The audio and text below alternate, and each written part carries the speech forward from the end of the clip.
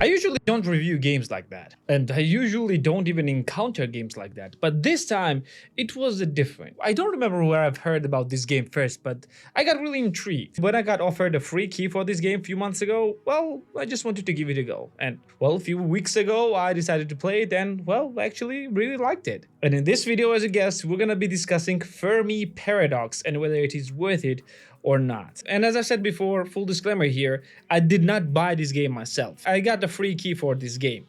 I wanted to buy it, but I never got to buying it, and well, this time it was an opportunity for me to play this game and check it and whether it was good or not. However, me getting this game for free will not affect my final verdict. I will still be reviewing this game as if I paid it myself, or especially if I will be buying this game myself. So as always, I'm going to be giving you the answer right away, whether the Fermi Paradox is actually worth it or not. And the answer is this. The game is good and very interesting, but it's not worth it for the price they're asking for it. So let's discuss what Fermi Paradox even is.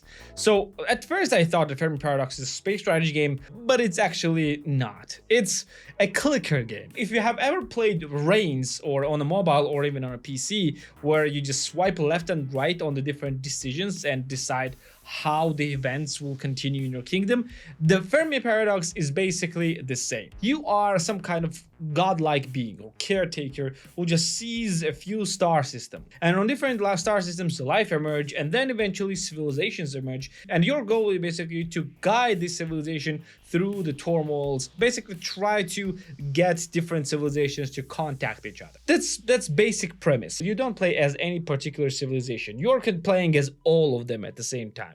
And your goal is not to, well, ascend one civilization over another, even though you can do that. Your eventual goal is to, well, have a prosperous galaxy. But how it plays is extremely simple. All you do is basically click to get a point, which is called synthesis point, which you use for different decisions, and control resources for each planet. And resources is basically the technological development, the tangible resources of the planet which the inhabitants are using, the population of the planet, the ethics of the planet, and how high there is a chance of this planet to go extinct. And from time to time on each of the planets, the different events will occur, and you will have the choice of 3 different options. One option usually is a bad one, which will give you synthesis points. Another one which is neutral, which usually will cost nothing or very little synthesis points. And the other one will, well, be good and will help the civilization, which will usually cost a lot of points. And as time progresses, these points are popping up on the screen and you need to click to collect them. And you are doing this with each and every civilization, which will pop up on, well, almost every star system. When the civilization will pop up, you have an option to choose a different type of civilization, whether it's a balanced, unbalanced, or neutral. Unbalanced ones are usually, well, very random and they can go extinct very quickly. The balanced ones are, well, balanced. They are more slower developing, but they have lower chance to just randomly disappear or just kill each other. And neutral is basically somewhere in the middle. And yes, there is a solar system there. And for example, on Earth, the choice between balanced and unbalanced and neutral species was neutral for humans, balanced for dolphins, and unbalanced for dinosaurs. And yes, you basically can have a planet Earth inhabited and controlled by either dolphins or dinosaurs. And you are progressing this civilization and civilizations, and eventually one of the civilization will reach a communication age, which will send a signal to different star systems or everywhere at the same time. Then eventually they will reach the space travels, and they will create a colony ships that will get from one star system to another, which might cause some wars within the species itself or within other species, and etc, etc, etc, etc. Overall, the game is pretty interesting to watch, and with a distinct visual style and pretty great soundtrack, it's pretty interesting and relaxing experience to play with. Every single playthrough that you will choose, you're gonna have a different star systems, or rather different alignment of the star systems, and you're gonna have a different species that will emerge. And with a different choice of species per planet, your civilization route will be different. And with the random encounters and with random things happening like asteroid hitting or the massive drought or things like that, no 2 games will be the same for you. And overall game is pretty fun, interesting, and very, very relaxing and easy. But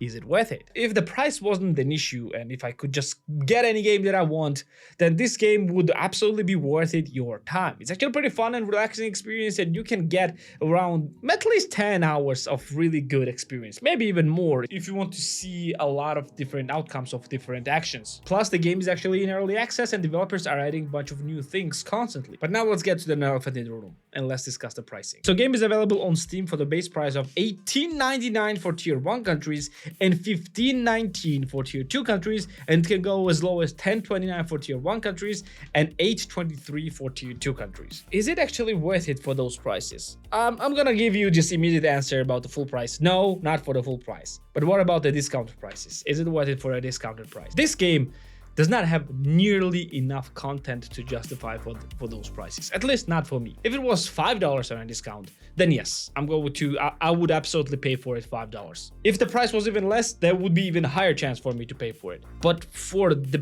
$8 for tier 2 countries and $10 for the tier 1, this game is simply way too expensive for that. And why am I telling that? The Stellaris, the quintessential space strategy game, costs less than that. And even more, the Civ 6, the staple of turn-based strategy games, costs even less than this game.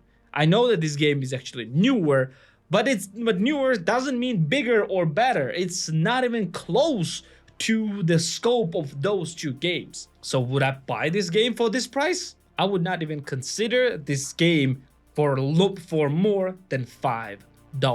For $5, this is an amazing experience. Or maybe even, I would maybe pay $8. Maybe, if I had really nothing else to play with. But maybe $8, but nothing more than $5. So overall verdict for this game is this. Even though the gameplay of this game is pretty interesting and pretty fun, and you can have a lot of different scenarios and interesting world and universe development scenarios in this game, the pricing is killing this game. This game is way too expensive for what it is. And what it is, it's an interesting and relaxing experience, not a full-fledged giant game. I'm sorry, that's what I think. You may love this game, you may think that this game is absolutely worth for every single penny that people are paying for it, but it's not. And the very low player count actually shows that. The game is not worth that price. It's good, it's maybe even great, but not for that price. That's what I think. The rest is up to you to decide. Well, I guess this will be it for this video. Let me know in the comments down below if you have ever heard about Fermi Paradox, and if yes, what do you think about that? Let me know in the comments down below. Thank you for being here with me. Like the video if you liked it, subscribe for more videos like this one, and I'm gonna see you in